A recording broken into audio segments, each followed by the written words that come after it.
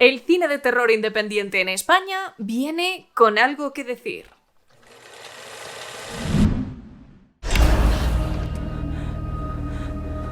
Jesús.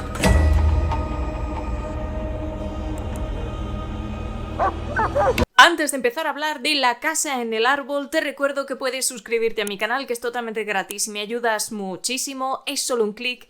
Y te recuerdo también que tengo página de Patreon donde puedes escuchar podcasts exclusivos. Te dejo el enlace en la caja de descripción. Y no te olvides de seguirme en Instagram. Este próximo viernes, día 8 de mayo, se estrena en cines La casa en el árbol, una pequeña película de terror de producción independiente que ya tiene un recorrido bastante interesante por festivales y que por fin llega a la gran pantalla. Una película que ha dado mucho que hablar. Está dirigida y escrita por Luis Calderón, director sevillano que firma con esta su ópera prima, y hasta ahora ha estado trabajando con su productora, La Barbería Films, haciendo videoclips para artistas españoles, hasta llegar a este proyecto. La casa en el árbol es una coproducción entre Sevilla y País Vasco. Concretamente se ha rodado en Bilbao, en una zona natural maravillosa, donde tenemos un complejo que está formado por casas en el árbol. Un entorno, en mi opinión, bastante apetecible para plantear este slasher. La película está protagonizada por la actriz Sandra Escacena, que seguramente reconoceréis por ser la cara más visible del terror en los últimos años en España gracias a Verónica. Estará acompañada por Claudio Portalo,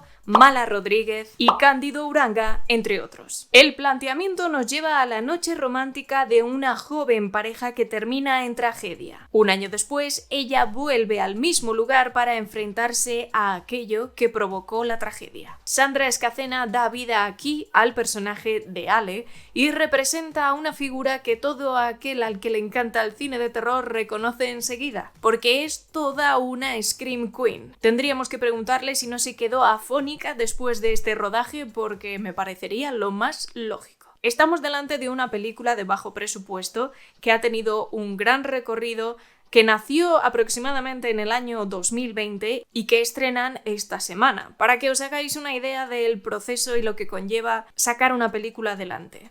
Además de eso, el tiempo de rodaje ha sido muy reducido, concretamente 20 días. Con todo esto en mente, se asienta el contexto de una película como esta de nivel independiente. Si eres ya un aficionado a las películas de terror y a los slashers, poco puedo desvelarte de lo que vas a ver aquí en La casa en el árbol. Con un buen trabajo de efectos prácticos, plantea situaciones que en un momento pueden parecerte un poquito confusas. He de admitir que durante prácticamente toda la película hay momentos en los que la cinta me ha hecho levantar una ceja porque no me encajaban muchísimas cosas. Pero el golpe de gracia de la película llega al final. De hecho, en los ultimísimos minutos.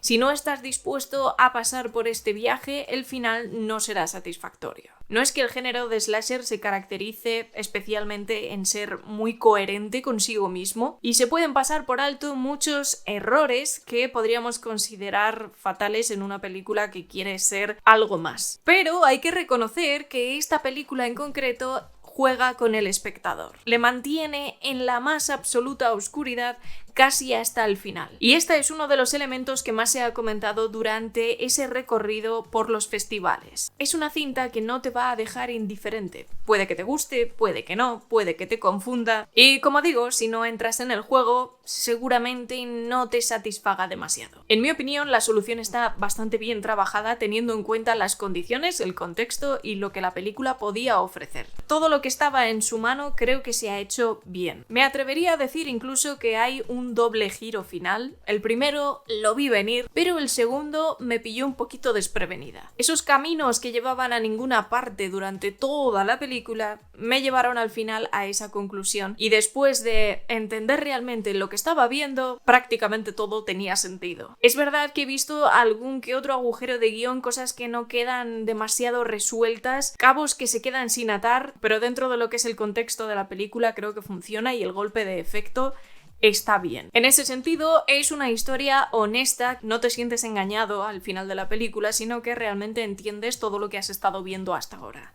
Sabes que hay algo que no encaja, hay algo que no te están contando, y eso tiene su resolución. Por lo tanto, me parece satisfactorio y creo que el efecto funciona. Ahora, las limitaciones de tiempo y de presupuesto siempre se van a notar. No es lo mismo tener, yo qué sé, 9 meses para preparar una producción, 3 meses para rodar, 2 meses de ensayos, no sé, lo que quieras. No es lo mismo, obviamente. Y todo eso crea un hándicap, lógicamente, cuyo resultado se va a ver en pantalla. Pero más allá de eso, creo que es un trabajo bien resuelto para las condiciones y el contexto en el que está, y es una ópera prima que creo que nos pone al lado de un director que, por lo que he podido suponer, quiere utilizar el género de terror para hablar de otras cosas más importantes, quizá no tan superficiales como un slasher puro y duro. Por lo tanto, creo que es una cinta de terror, un slasher interesante, que te va a aportar algo diferente.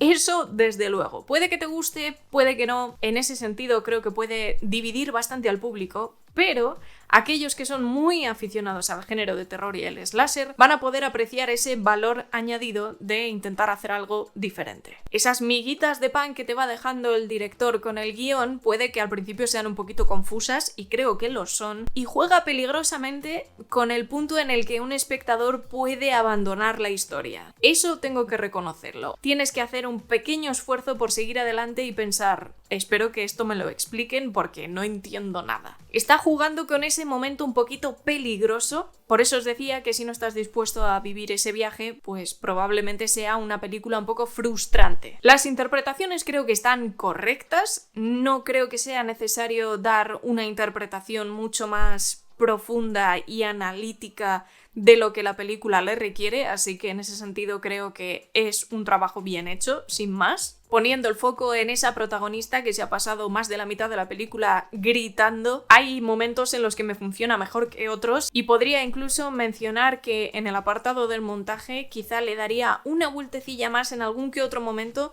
que creo que se extiende demasiado. Son momentos muy concretos que entiendo por qué se ha alargado, porque es un momento muy espectacular e impactante y siempre te gusta dejarlo un poquito más en pantalla, pero yo habría recortado un pelín. Su potencial sobre todo radica en la buena ambientación, el buen ojo para encontrar una localización tan interesante como esta, y luego también en ese guión, en querer aportar algo más y utilizar el terror y el slasher como un vehículo para otra cosa, para sorprender al espectador y llevarle a un lugar que quizá pues no se habría planteado desde un principio. Ha elegido una perspectiva muy interesante del tema del que habla al final de la película, un tema que creo que se ha tratado pocas o ninguna vez en este tipo de género, o por lo menos no se le ha sacado partido de esta manera. Un uso del terror que me ha recordado un poquito al que hace la directora Julia Ducournau, en otro nivel por supuesto, porque Julia ya está en un nivel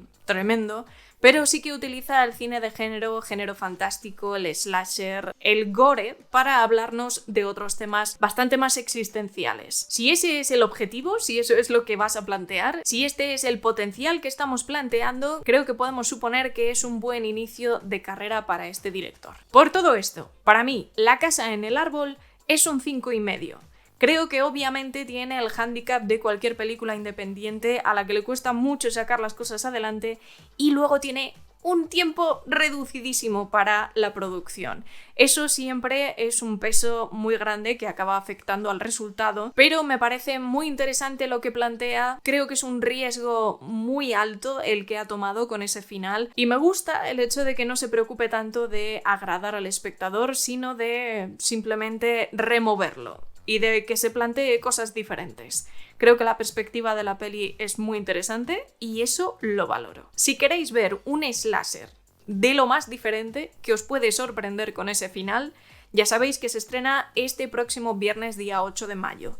Cuidado con las proyecciones porque viene con un estreno limitado, así que tendréis que rebuscar un poquito en qué cines está disponible y en cuáles no, ¿vale? Pero si eres muy fan de los slashers, esta película te puede ofrecer algo que quizá no habías visto antes. Si vais a verla este fin de semana o si ya la habéis disfrutado en alguno de los festivales por los que ha pasado, de verdad, contadme qué os ha parecido aquí abajo en la sección de comentarios, me gustará mucho saberlo. Y como siempre, te voy a dejar por aquí algún vídeo que puede que te interese y ya sabéis que nos vamos a ver dentro de muy poquito. Cuidaos un montón y disfrutad del cine.